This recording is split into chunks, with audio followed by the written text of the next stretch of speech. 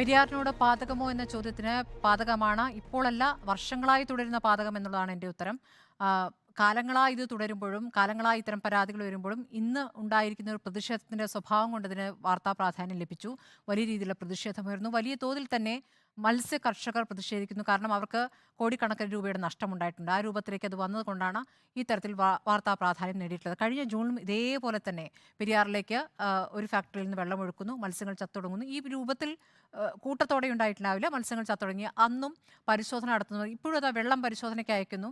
രാസമാലിന്യമുണ്ടോ എന്ന പരിശോധന നടത്താൻ പോകുന്നു. ഈ പരിശോധന നടത്തിയിട്ട് കുഴപ്പം കണ്ടെത്തിയ ഏതെങ്കിലും ഒരു ഫാക്ടറിക്കെതിരെ നടപടിയെടുത്തതായി ഇതുവരെ ചരിത്രമില്ല. അവിടെ 70ഓളം ഫാക്ടറികൾ അതിന് ചുറ്റുമുണ്ട്.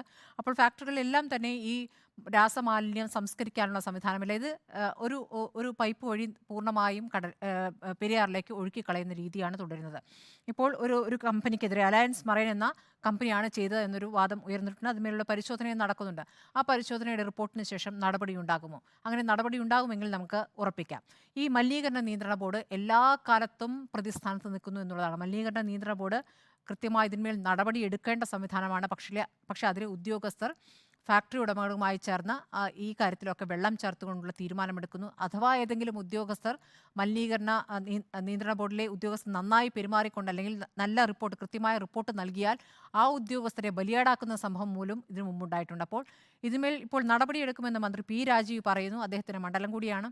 അപ്പോൾ നമുക്ക് നോക്കാം, പരിശോധിക്കേണ്ടത് ഇതിന്മേൽ ഈ പരിശോധനയുടെ റിപ്പോർട്ട് എപ്പോൾ വരും, ആ റിപ്പോർട്ടിന്മേൽ എന്ത് നടപടിയുണ്ടാകും, നഷ്ടപരിഹാരം ഈ മത്സ്യ കർഷകർക്ക് എത്രത്തോളം നഷ്ടപരിഹാരം നൽകാനിരിക്കുന്നു. അവർ കോടതിയെ സമീപിക്കാനൊരുങ്ങിയാണ്. അല്ലാതെ ഒരു സംവിധാനമുണ്ടെന്ന് അവർ പ്രതീക്ഷിക്കുന്നില്ല. അപ്പോൾ അവർ കോടതിയെ സമീപിക്കാനൊരുങ്ങുന്നു. ഇതിപ്പോൾ മത്സ്യം മാത്രമല്ല, ഈ എറണാകുളം ജില്ലയിൽ കുടിവെള്ളത്തെ പോലും ബാധിക്കുന്നതാണ്. പെരിയാറിൽ നിന്നാണ് വെള്ളം വരുന്നത്. അപ്പോൾ ഈ വിഷവെള്ളമാണ് എല്ലാവരും കുടിക്കുന്നതെന്നൊരു യാഥാർത്ഥ്യം കൂടി അവിടെ നിൽക്കുന്നു. അപ്പോൾ അത്രയും ഗുരുതരമായ വിഷയത്തെ അത്ര ഗൗരവത്തോടു കൂടി തന്നെ സർക്കാർ സമീപിക്കേണ്ടതുണ്ട്.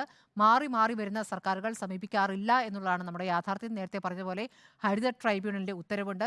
സുപ്രീം കോടതി ഒരു കമ്മിറ്റിയെ നിയോഗിച്ചിരുന്നു. ആ കമ്മിറ്റി എങ്ങനെ പ്രവർത്തിച്ചു എന്നറിയേണ്ടത്. ഇങ്ങനെ ഒരുപാട് കാര്യങ്ങൾ ഈ കാര്യത്തിൽ നടന്നിട്ടുണ്ട്, പരിശോധനകൾ ഉണ്ടായിട്ടുണ്ട്. പക്ഷേ ഫലം തഥൈവ ഈ മലിനീകരണ നിയന്ത്രണ ബോർഡിന് അനുകൂലമായിക്കൊണ്ടുള്ള കാര്യങ്ങളാണ് എല്ലാ ഘട്ടത്തിലും ഉണ്ടായിട്ടുള്ളത് എന്നുള്ളതാണ്. അപ്പോൾ പെരിയാറിനോട് പാതകമാണ് എന്നുള്ള കാര്യം ഉറപ്പാണ്. അത് എന്ന് അവസാനിക്കും എന്നുള്ളതാണ് അറിയേണ്ടത്. സുജയ.